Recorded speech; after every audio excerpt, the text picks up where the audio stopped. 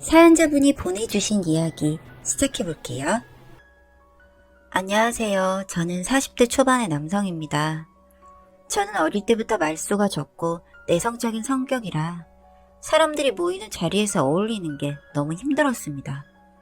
그래서 중고등학생 시절에는 물론 대학에 가서도 친구를 만드는 게 쉽지 않았죠. 그러니 연애는 꿈도 못 꿨습니다.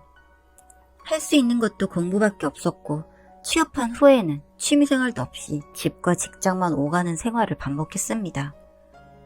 그나마 제가 누리는 호사 중 하나는 회사 앞에는 개인이 운영하는 카페가 있었는데 그 집 커피를 한잔 하는 것이었습니다. 그 집 커피는 맛이 아주 좋았거든요. 그래서인지 직원들 사이에서도 인기가 많은 핫플이었습니다. 그 카페의 사장님은 남자분이었는데 여직원, 즉 알바생이라 불리는 그녀에게 저는 첫눈에 반했습니다. 전 여자라면 겁부터 먹었는데 제게 친절하게 대해주며 눈웃음을 치는 그녀가 처음엔 고마웠고 그런 상냥한 그녀에게 점점 빠져들었습니다. 하지만 몇 달이 아니라 1년이 다 되어가도록 말 한마디 못 붙이고 전 스토커처럼 그녀 주위를 맴돌기만 했었습니다. 누군가를 좋아한다고 해서 그동안의 성격이 어디로 가는 건 아니었으니까요. 그러다가 제가 다른 지점으로 발령을 받게 되자 안 되겠다 싶어 미친 척 그녀의 퇴근 시간에 가서 떨리는 목소리로 정말 어렵게 고백을 했습니다. 제가 그 행동을 하면서도 참 무모하다 생각을 하긴 했습니다.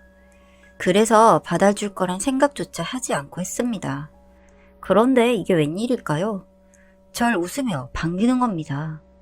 사귀고 싶다고 하니 대뜸 그러자면서 생각보다도 너무 쉽게 연락처를 주고받았습니다.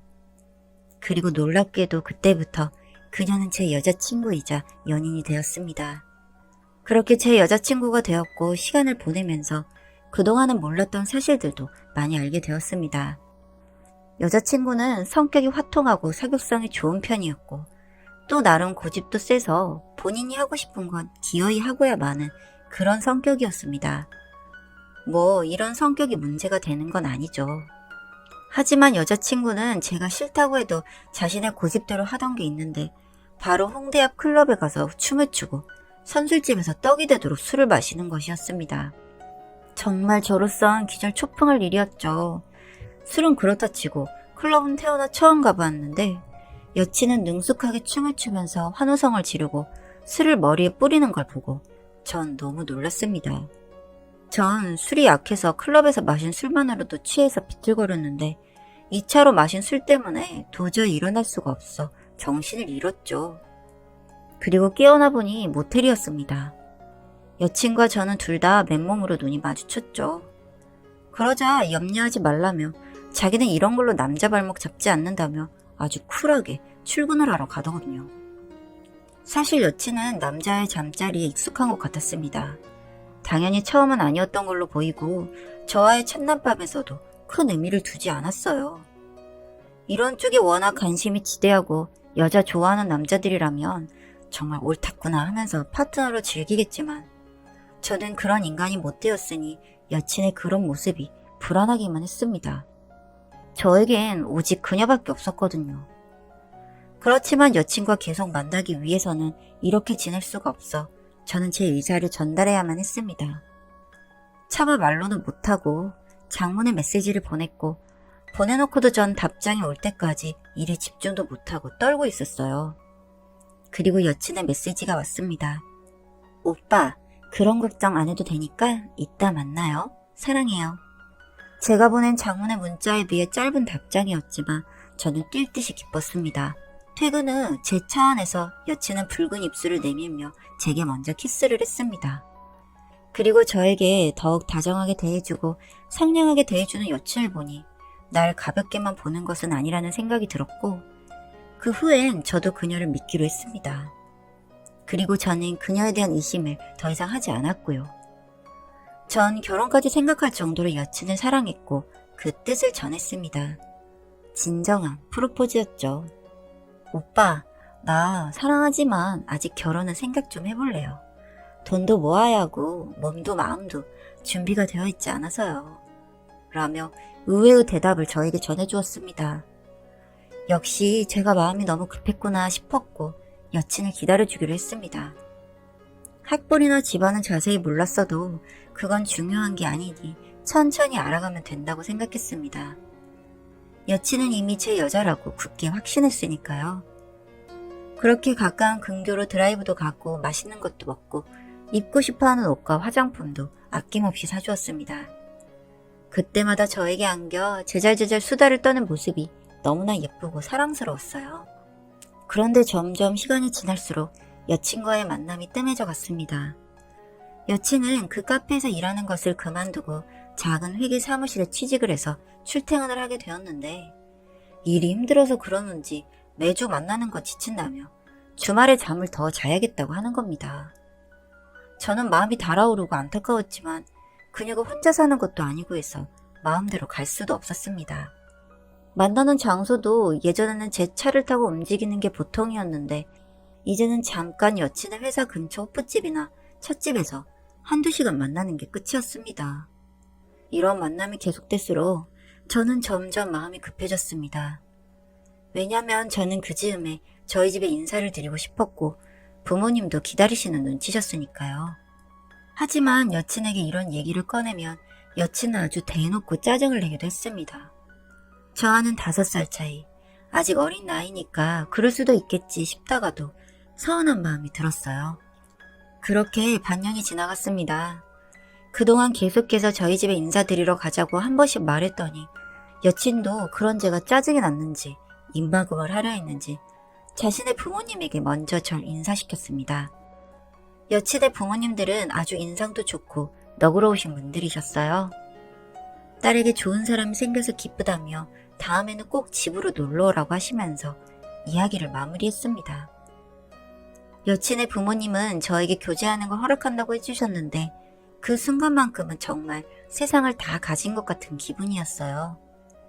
그렇게 여친 부모님과의 만남을 갖고 나니 저도 조급했던 마음이 조금 가라앉았습니다. 그 뒤로는 그녀가 주말에 못 만나겠다고 얘기를 해도 화나지 않았고 약속이 늦어도 아무렇지도 않았습니다.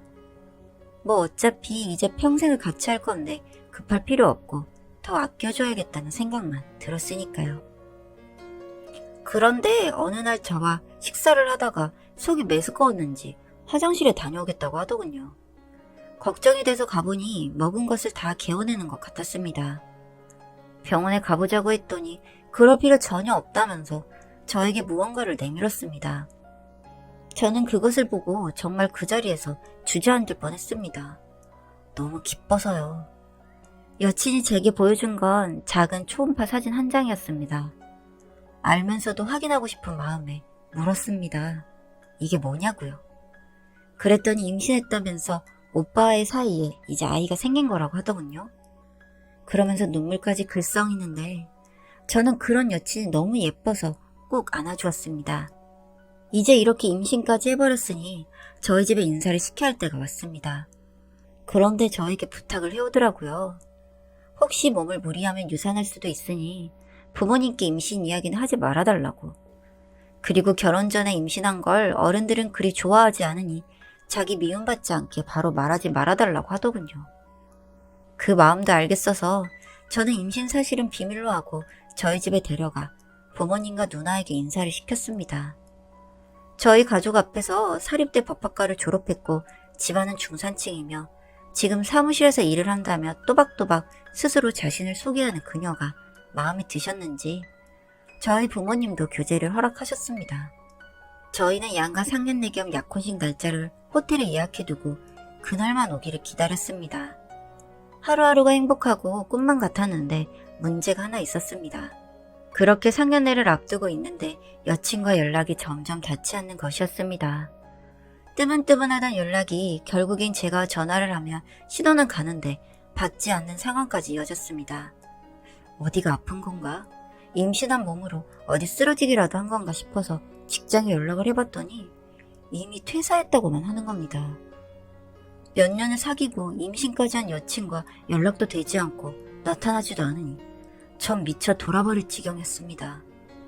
뭔가 사정이 생겼겠지 싶어도 힘들었죠. 그렇게 한 달 정도 지났던가 봅니다. 고등학교 때 친구가 결혼한다고 청첩장을 보내었는데 현재 처지를 생각하면 가고 싶지 않았지만 그래도 결혼도 앞두고 있고 해서 동창들과 만나 식장에 가게 되었습니다. 제가 좀 일찍 도착해서 여기저기 찾아다니다가 곧 결혼식도 하게 될 테니 예식이 그냥 안 보이더군요. 그래서 더 자세히 보고 싶어 이미 시작한 옆에 홀에 예식을 우연히 보게 되었습니다. 그런데 전 그 순간 제 눈을 의심했습니다. 그곳에 그녀가 있었으니까요. 그런데 놀랍게도 제가 오랫동안 사귀었고 갑자기 연락이 잘 안 되어 걱정하고 있던 그 여친이 웨딩드레스를 입고 모르는 남자와 식을 올리고 있는 겁니다. 착각한 거 아닐까 두 눈을 비비고 봐도 여친을 맞았습니다. 제 아이를 품고 있는 얼굴을 제가 어찌 모르겠습니까? 앞에 적힌 이름은 여친의 이름은 아니었고 혼주석에 앉아있는 분들도 제가 인사드렸던 그분들이 아닌 생전 처음 보는 사람이어서 너무 혼란스러웠지만 확실히 그녀가 맞았습니다. 너무 정신이 없어 토할 것 같은 기분이었지만 사실 확인이 필요했기에 전 친구의 결혼식에는 축의금만 전해주고 황급히 빠져나왔습니다. 그리고 심부름 센터에 그녀를 찾고 싶다고 의뢰를 했고 사흘도 되지 않아 저에게 연락이 왔습니다. 그리고 저는 충격적인 결과를 듣게 되었죠.